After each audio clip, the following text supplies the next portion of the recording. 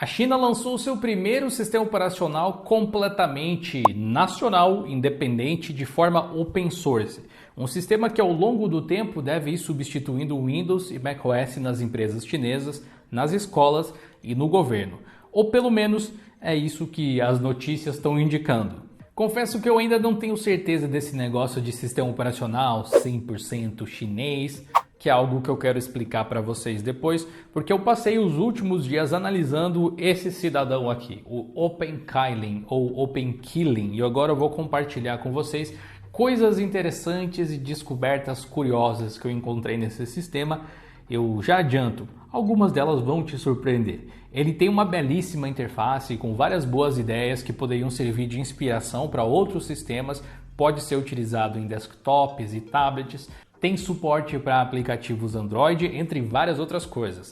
E outra, será que esse sistema aqui teria algum tipo de telemetria muito invasiva? Ou isso é só um preconceito que algumas pessoas têm com softwares chineses? A gente vai explorar isso também depois de eu te falar sobre o nosso apoiador de hoje, a Hostinger. Se você está procurando um local para hospedar o seu site ou projeto, a Hostinger pode ser uma ótima opção. Aqui no Diolinux a gente vem utilizando os serviços deles há um bom tempo aí para o nosso site, acho que uns 2 anos pelo menos, e francamente eu não tenho nada a reclamar. A assistência técnica das pouquíssimas vezes que foi necessário sempre foi rápida e eficiente, e eles têm ótimos preços, alguns bem legais para quem está começando também. Se você quiser conferir, acessa hostinger.com.br/Diolinux. Se quiser aquele descontinho extra que todo mundo gosta, use o cupom Diolinux na hora de fechar a sua compra.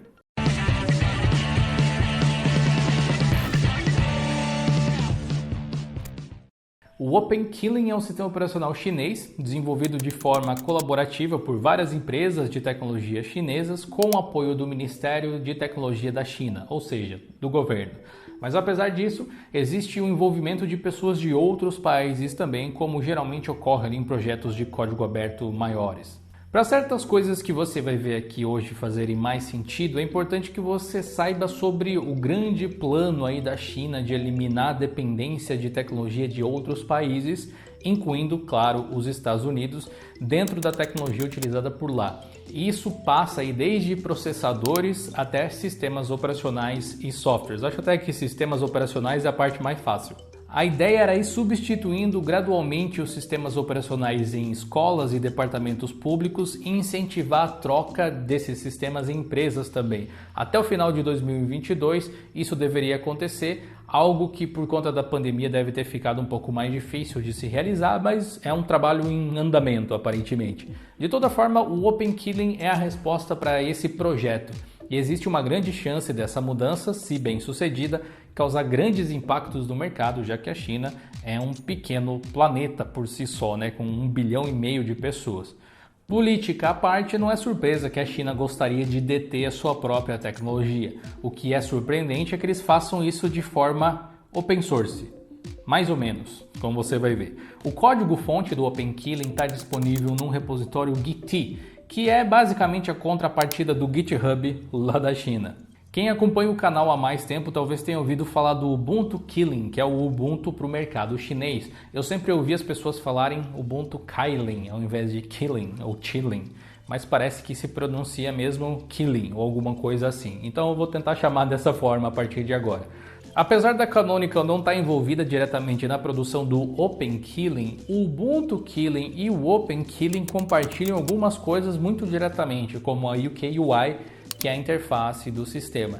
Você pode conferir mais a respeito disso no nosso vídeo a respeito do Ubuntu Kylin, justamente, o link está aqui na descrição. E olha que ele é um sistema bem bonitinho até, então que tal a gente dar uma volta aqui pelo sistema para você ver como ele se parece. Depois eu trago alguns elementos curiosos que eu percebi na tecnologia que eles estão utilizando, quero mostrar também algumas boas ideias que eles tiveram e depois a gente dá uma olhada nas conexões aí que o sistema parece fazer. Visualmente aqui falando, ele tem uma inspiração muito clara no Windows, Não tem nem o que dizer, especialmente no Windows 10. Mas ele tem vários elementos que a gente pode ver em outras distros Linux também. Muita coisa inclusive é inspirada ou importada até mesmo, talvez, do Deepin, que é outra distro chinesa, talvez a mais famosa de todas até agora, que a gente já tem vários vídeos aqui no canal a respeito também. A organização é bem tradicional e simples, você tem ali uma barra de tarefas, um menu com campo de buscas, um desktop ativo, uma loja de apps e como você pode reparar, é um sistema que tem suporte para o inglês, apesar de ter várias coisas ali bem mal traduzidas. Isso inclusive é uma amostra de que o sistema, apesar de ter sido pensado para o público chinês, não se importa em sair da China e alcançar voos maiores aí ao longo do tempo. Se isso fosse um fator, ele não seria traduzido provavelmente. Pelo que eu pude perceber, ser o primeiro sistema independente criado pela China não realmente quer dizer que o sistema todo aqui tem apenas softwares feitos no país ou que ele não suporte tecnologias que foram criadas em outros locais. Só quer dizer que os servidores de updates dele e a geração do sistema, da ISO em si, ocorre numa comunidade primariamente chinesa. Não é nada parecido com o Linux da Coreia do Norte que a gente viu há algum tempo aqui no canal. Lá a ideia era bem diferente, né? A ideia era se isolar do mundo. A China meio que parece querer ser uma tech lead. Aliás, eu vi algumas notícias dizendo que esse sistema utilizaria o Linux from scratch para ser criado ou algo assim, mas não foi isso bem que eu vi. E aqui entram algumas curiosidades que eu percebi enquanto testava o sistema. O instalador dele é basicamente o mesmo do Deepin, e você vai perceber, se conhece o projeto do Deepin, que vários softwares que eles estão utilizando aqui no OpenKilling ou são do Deepin também, ou são forks, ou ainda simplesmente eles copiaram o visual e deixaram muito próximo do que o Deepin apresenta lá nos seus softwares. Ele já vem com vários softwares de código aberto populares que não são originalmente da China. Muitos vindos diretamente do ambiente Mate, ainda que a interface foque mais em Qt especialmente, como o aplicativo de terminal do sistema, que é do Mate, o seletor de cores, o gestor de arquivos compactados e por aí vai. O navegador do sistema não é um do sistema, é o Firefox, e o buscador padrão dele é o Google, pasmem, apesar da página inicial dele não ser. Ele já vem com Docker pré-configurado, algo que é bem diferente, mas que serve para a gente ter uma integração com o software que é utilizado para rodar aplicativos Android nele, que eu explico daqui a pouquinho. Ele vem com o kernel Linux 6.1, numa estrutura de compilação que lembra a que a Canonical faz uso dentro do Ubuntu.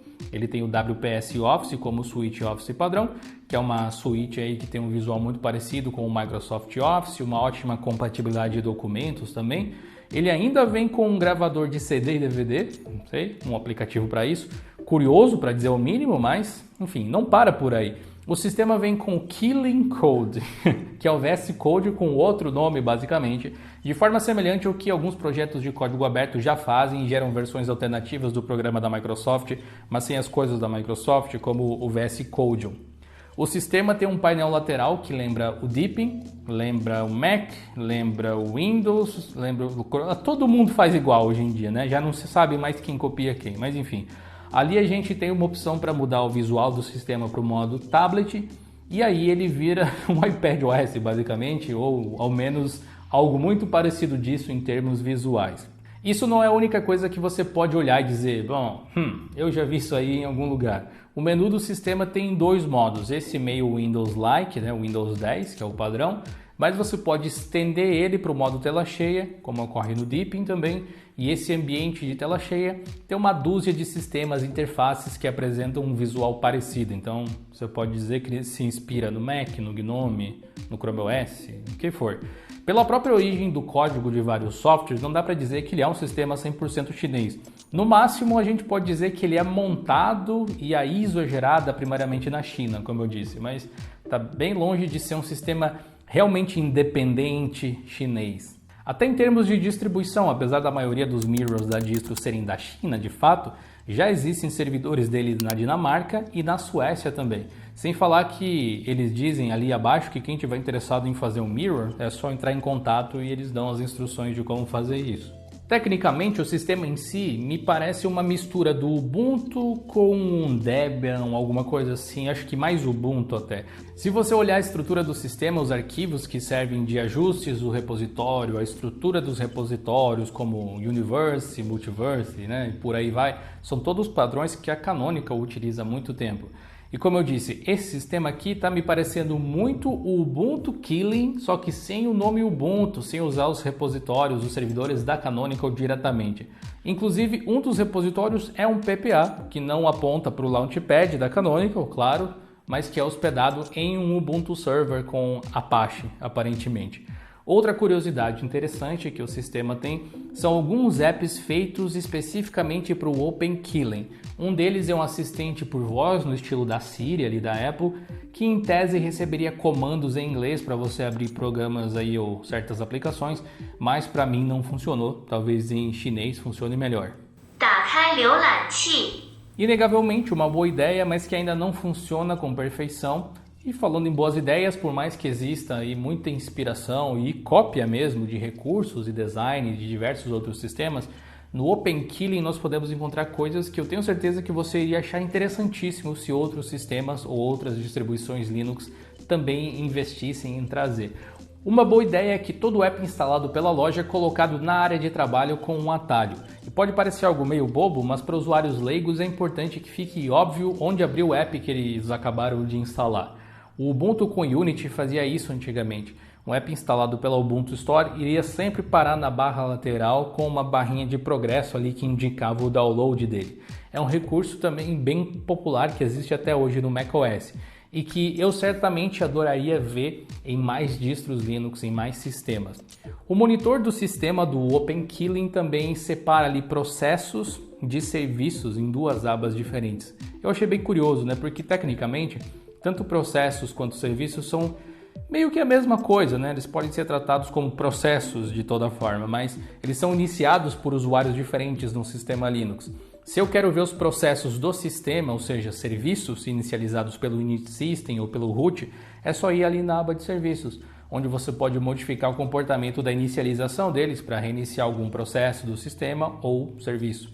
Enquanto isso, a gente tem uma aba de processos especificamente que mostra os processos do seu usuário, ainda separando ali aplicativos com uma interface clara numa aba e todos os outros processos inicializados pelo meu usuário, sem falar que o design é muito legal também, eu gostei bastante dessa aplicação. Outra ideia legal é um app chamado Toolkit, que na verdade tem muito pouco de tool, porque ele é basicamente um visualizador de informações. Esse tipo de coisa geralmente pode ser alocada em um painel sobre, digamos, lá no sistema, numa seção hardware talvez, mas mesmo que seja um app meio à parte, ele é bem legal, acho que é bem útil. O mais próximo disso que a gente tem em outros ambientes, acredito que seja o InfoCenter do KDE Plasma. Nesse app você vai ver várias informações sobre o hardware do computador de uma forma mais geral, você pode ver os elementos de forma mais detalhada e eu consigo ver algo assim como algo bem útil, especialmente ali para o suporte do sistema e tal. Tem um outro app legal que é o Manual do Sistema. Cada programa nativo tem uma seção ali com imagens e texto explicando como usar as funções básicas de cada um. E alguns têm até algumas funções mais avançadas. Isso aí com certeza é algo que deveria fazer parte de um sistema moderno, uma ótima abordagem. Acho que o mais próximo que a gente tem disso é alguma coisa que o Elementary OS faz lá no site deles, mostrando o funcionamento das aplicações nativas do sistema, mas não é bem a mesma coisa.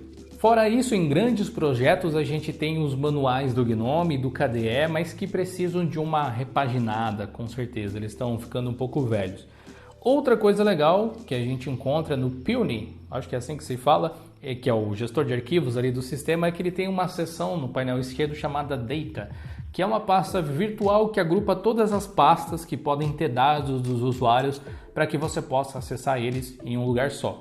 Outro app nativo do sistema é o Killing OS Manager, que é um app de restauração e reparos que consegue fazer uma verificação da conexão com a internet, remover arquivos temporários e cache e destruir arquivos por completo, tipo o File Shredder que eu mostrei para vocês num app showcase recente aqui do canal. Outro app que me parece ser interessante é o Connectivity, que aparentemente ajuda a criar um ecossistema com o seu computador, a rede e o seu smartphone para compartilhar ali arquivos e até controlar dispositivos à distância. Me parece algo no estilo do KDE Connect, mas com uma interface bem mais legal até. E claro, eu não poderia deixar de mencionar o KMRE, o KMRE, o Kernel Mobile Runtime Environment, que permite rodar aplicativos Android no OpenKillen, instalando eles diretamente da loja ou através de arquivos APK. Ou seja, não tem Play Store nem nada disso, que é um tanto quanto óbvio até, né, visto a proposta do sistema. Eu cheguei a testar com alguns apps aqui, os downloads são um pouco lentos e alguns apps parecem rodar alguma versão modificada, sabe? Tipo o Temple Run, que precisa de um login específico que eu não tenho. Mas o aplicativo aparentemente abriu sem muitos problemas. O KMRE é uma coisa muito interessante. Ele é o assunto de um paper, inclusive criado por estudantes chineses, publicado pelo IEEE, que é o mesmo Instituto de Engenheiros Eletricistas Eletrônicos que dita os padrões de várias coisas relacionadas à tecnologia de internet. Tem sede nos Estados Unidos, curiosamente, que é um software que faz parte do Ubuntu Kylin, curiosamente também. E é uma coisa que parece não ter meio que saído da China, porque esse paper já tem um certo tempo e eu adoraria ver integrado em outros sistemas. Ele roda através de containers Docker, pelo que eu pude perceber, mas não sei por qual motivo não consegui encontrar mais nada sobre ele em nenhum outro lugar, nem no Git do OpenKylin, nem como uma imagem no Docker Hub ou em outro repositório da comunidade. É meio misterioso esse software aí. O mais próximo disso que eu achei foi um projeto chamado Docker Android, que não oferece o mesmo nível de integração que a gente tem com o OpenKylin, já que esse tem todo um ecossistema meio pronto ou algo assim, que é muito semelhante ao que tem no Chrome OS, na realidade, exceto a Play Store, claro, ou é parecido com o que a gente tem no FidoOS, um outro sistema da China também. Eu sei que o Big Linux tem uma integração com Android também, que é uma distribuição brasileira, mas eu acredito que eles utilizem outra tecnologia. Eu acho que eles utilizem o Android, algum tipo de integração. Aqui é uma parada um pouco diferente. E falando em China, a gente não pode deixar de comentar sobre o aspecto que existe de vigilância do governo. Existe muita pauta para isso.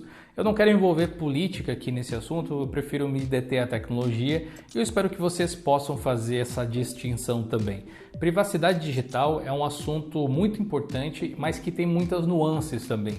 E telemetria por si só não é algo necessariamente ruim ou invasivo, tudo depende do que é enviado na realidade. Com que servidores o software se comunica e principalmente com qual intenção. Eu não acho que o OpenKylin deveria gerar algum motivo de desconfiança por haver envolvimento do governo chinês. Ele deve gerar desconfiança por ter envolvimento do governo. Ponto. Não é justo colocar o povo e os empreendedores chineses no mesmo cesto do que a mídia faz com a gente, por exemplo, o tempo todo com os brasileiros. A gente sabe muito bem que o povo brasileiro é muito mais do que futebol, praia e carnaval. Não tem motivos para a gente acreditar que em outros lugares do mundo seria totalmente diferente, mesmo nos lugares onde o governo é bem mais autoritário. O que eu vou fazer agora pode ser feito de forma simples com qualquer sistema operacional que se conecte à internet. Se vocês acharem que essa ideia é interessante para a gente explorar de forma curiosa, a gente pode fazer isso com Windows, com Mac, com Android, várias distros, enfim, para vocês terem uma noção de como cada um funciona em um vídeo futuro aí, quem sabe. Então deixa aqui nos comentários se você gostaria de ver uma brincadeira desse tipo. Tem várias formas da gente interceptar o tráfego numa rede. Talvez o método mais popular seja utilizando o Wireshark. E apesar de maravilhoso, os resultados dele são um pouco mais difíceis de ler por quem não entende muito bem como os protocolos de comunicação funcionam. Então eu decidi partir para uma opção que é um pouco até mais simples, digamos assim, mas também é mais legível para a maioria. Eu subi o meu próprio servidor de DNS e fiz com que o OpenKylin tivesse que passar por ele para fazer qualquer requisição para fora que ele precisasse fazer. É uma espécie de man in the middle, se é que a gente pode dizer. E é só uma amostra de que um servidor de DNS pode ver praticamente tudo que você faz na internet, não importa a aba anônima. O software que eu utilizei para isso é um que eu já tinha aqui em casa, chamado Pi-hole. Ele tem um outro propósito originalmente, mas ser um DNS Server é uma das ferramentas que vem nesse pacote. Sem falar que ele tem uma interface bonitinha até que vai ajudar você a ver as coisas. Nós já temos um vídeo sobre ele aqui no canal também, se você quiser conferir. Eu testei o OpenKylin de formas diferentes. Primeiro eu simplesmente liguei o computador e deixei ele ligado ali por um tempo sem fazer nada. Você pode ignorar na tabela aí todos os queries onde o cliente era o localhost, porque esse é o próprio servidor. Os outros ali são do OpenKylin. E não apareceu nada de esquisito aqui. Basicamente, de minuto em minuto, o sistema dá um ping no servidor do Ubuntu, na realidade. Nada da China. O que é mais um indicativo de que ele é basicamente o Ubuntu Kylin com outro nome. Tipo aquela brincadeira do Scooby-Doo, vamos ver quem realmente é você, e tá ali o Ubuntu por baixo, né? Essa ferramenta não envia nenhum dado, só tem a função de verificar se o sistema está online ou não. É algo do Network Manager do Linux e várias outras distros fazem exatamente a mesma coisa. Eventualmente apontando, claro, para outros servidores, não do Ubuntu necessariamente, algo que é especialmente útil na utilização de Captive Portals, que são esses Wi-Fi públicos e cafés e shoppings, por exemplo. É algo que você pode desligar pela própria interface do sistema e é um recurso do sistema operacional. Algo assim pode ser utilizado também para manter o relógio do sistema sincronizado, caso ele esteja fazendo isso pela internet, ao invés de estar utilizando o relógio da BIOS. Então, fazer essas conexões aí realmente não tem nada de errado, tem documentação a respeito disso aos montes na internet. Mas será que se a gente fizer outra coisa, tipo abrir a loja de apps, alguma coisa nova aparece? Fazendo essa análise com a loja de app aberta, 2 novos servidores ou IPs ali são acessados, além desse de conectividade do Ubuntu. Agora sim, 2 endereços chineses, que são na verdade o mesmo endereço. Esse tipo AAA, com 3 As e um A, faz referência simplesmente ao registro do domínio IPv4 e IPv6, ambos apontando para api.killingos.cn. Uma API é uma interface para comunicação entre aplicativos em termos leigos. É como um intermediário que permite, digamos assim, uma comunicação entre diferentes sistemas de computadores de uma forma um pouco mais fácil, mais organizada, como se fosse uma ponte que permite que os aplicativos e os serviços se conectem e interajam uns com os outros de maneira padronizada. Não existe uma única forma de fazer requisições de pacotes para um repositório de distro Linux, mas uma API é algo bem plausível para os dias atuais. Claro que a gente não consegue ver o que exatamente é trafegado de dados por ali. Para isso, talvez o Wireshark viria a calhar. Mas a gente consegue ver que existe essa conexão com um servidor chinês. O ponto é que esse endereço ali não é do OpenKilling, reparou? Ele é do Killing. E esse parece ser um outro projeto, realmente mais fechado, com sistema para servidores, inclusive também. Seria esse aí talvez o Killing original, já que o outro é o OpenKilling? Tudo indica que sim, mas eu não consigo te dar 100% de certeza. Continuando a nossa análise, ao testar o assistente de voz, a gente consegue descobrir para onde os nossos comandos de voz são enviados e processados. Quem é responsável por essa parte parece ser a Baidu. Esse Wschiffen, alguma coisa assim, parece ser da Baidu também. Então, os 2 domínios são deles. Em geral, são poucas conexões. Eles só abriram essas conexões quando a gente tentou requisitar algo específico do sistema. É até menos do que eu esperava. Isso até abriu o Firefox. Ao acessar algum site da internet que tenha muitos links, o servidor de DNS vai receber muitas requisições. Muitas aqui vêm da própria política de publicidade do Firefox, não tem nada a ver com o OpenKilling. Dá para ver links ali da Amazon, do Twitter, do Facebook, do Reddit, de vários outros sites. Nenhum desses sites é muito obscuro. Inclusive, eu estou aqui pensando se o pessoal da China já se deu conta de que o browser do sistema faz todas essas conexões. Tem vários servidores de CDN também, algo que é comum em qualquer site ou blog. Enfim, sites com encriptação, como o Let's Encrypt, aparecem ali também. Além de requisições para coisas mais específicas da página que o browser abre assim que a gente clica nele, que é essa Sogou aí.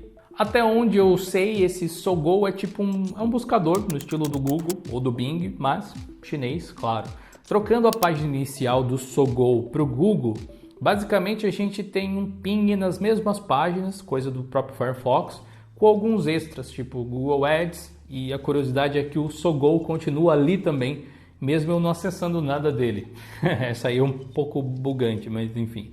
Para tudo que pode ser considerado no que diz respeito à privacidade digital, se a gente focar só nesse aspecto de, sei lá, ligar para a nave-mãe, eu não encontrei nada que faça referência a um servidor do governo diretamente ou alguma outra coisa que não seja de natureza comercial, por assim dizer. O que faz do OpenKilling um sistema como qualquer outro da atualidade. Se de fato o OpenKilling tiver adesão na China, e dizem que ele já tem aí quase 1 milhão de usuários lá no site, isso pode fazer com que o mercado tente atender esses consumidores rodando esse sistema operacional.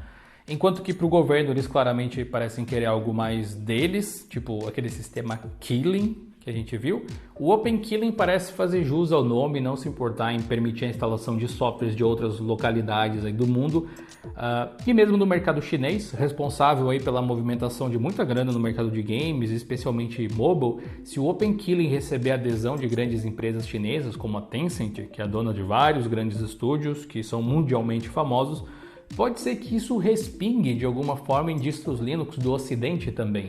A China não é o único país a tentar criar algum tipo de independência de sistemas de código proprietário ou de qualquer coisa que não seja deles. Você já viu o Linux da Coreia do Sul? A gente explorou ele juntos nesse vídeo que está aqui do lado. Ele utiliza o Linux Mint como base e é bem curioso. Vá lá conferir e a gente se vê na próxima. Falou!